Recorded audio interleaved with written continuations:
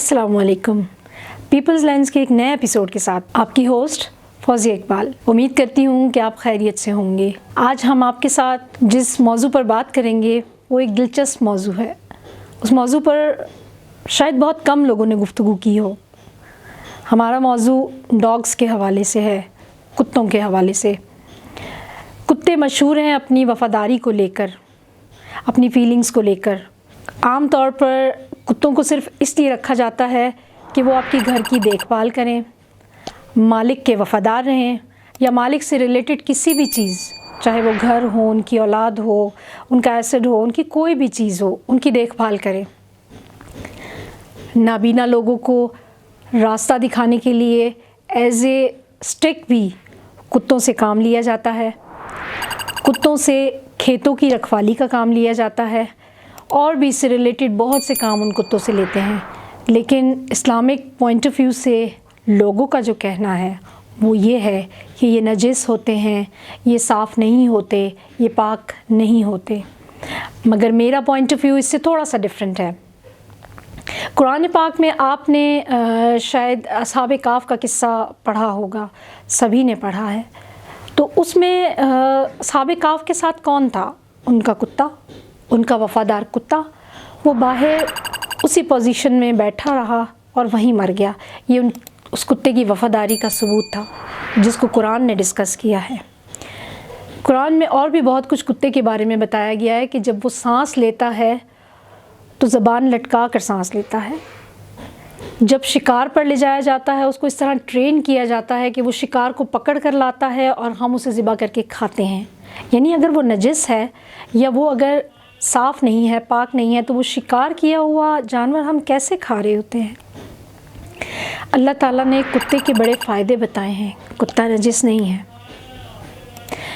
اس کی حفاظت کریں، اس کا خیال رکھیں، کیونکہ کتے جیسی وفاداری بہت کم جانوروں میں ہوتی ہے.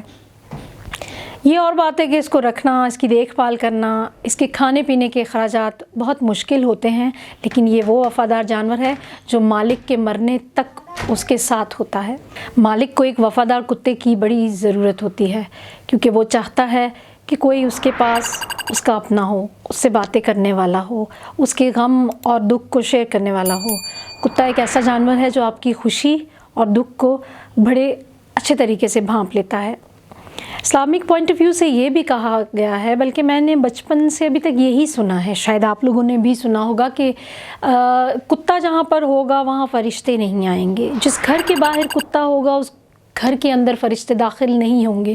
لیکن میں یہ کہتی ہوں، میری اپنی یہ سوچ ہے کہ کتا پوری دنیا میں ہے. فرشتہ سب سے پہلے تو دنیا میں داخل ہوگا، پھر آپ کے گھر میں داخل ہوگا نا. تو اللہ کی بنائی ہوئی مخلوق کے لیے اللہ تعالیٰ اس قسم کی ریسٹرکشنز لگائیں گے؟ امپاسبل. یہ شاید ہماری اپنی بنائی ہوئی باتیں ہیں. صرف کسی چیز سے نفرت پیدا کرنے کے لیے آپ کچھ بھی کہہ دیں، کچھ بھی بنا لیں، بنایا جا سکتا ہے. کتے سے محبت کریں، اس کا احساس کریں، اس کا خیال کریں، اس سے نفرت نہ کریں. وہ نجس نہیں ہے، وہ ناپاک نہیں ہے. ایک ایسا جانور جو آپ کے لیے موت کو گلے لگا لیتا ہے وہ نجس اور ناپاک کیسے ہو سکتا ہے؟ ایک ایسا جانور جو اصحاب کہف کے ساتھ رہا وہ ناپاک اور نجس کیسے ہو سکتا ہے؟ میرے خیال میں آپ کو یہ بات شاید بری بھی لگی ہو کہ میں نے اسلامک پوائنٹ آف ویو سے ڈسکس کیا ہے، لیکن یہ وہ سچ ہے جو بہت سارے لوگ ایکسیپٹ کرنے کو تیار نہ ہوں. لیکن یہ ایک ایسی حقیقت ہے کہ کتوں کی وجہ سے فرشتے دنیا میں نہ آئے، ایسا کچھ نہیں. وہ دنیا میں بھی آتے ہیں، آپ تک بھی آتے ہیں، آپ تک رزق بھی پہنچاتے ہیں، آپ کی بہت ساری دعائیں اللہ تعالیٰ تک بھی پہنچاتے ہیں. لیکن کتوں کی موجودگی سے آپ کے گھر کے اندر داخل نہیں ہوتے، ایسا نہیں ہے. امید کرتی ہوں ویورز آئندہ آپ لوگ بھی کتے کی وفاداری کو لے کر، اس کے نجس اور ناپاکی کو لے کر کبھی بھی سٹریس میں نہیں جائیں گے، بلکہ کھل کر سوچیں گے. اللہ تعالیٰ نے آپ کو سوچنے کے لیے جو دماغ دیا ہے اس سے آپ کھل کر سوچا کریں.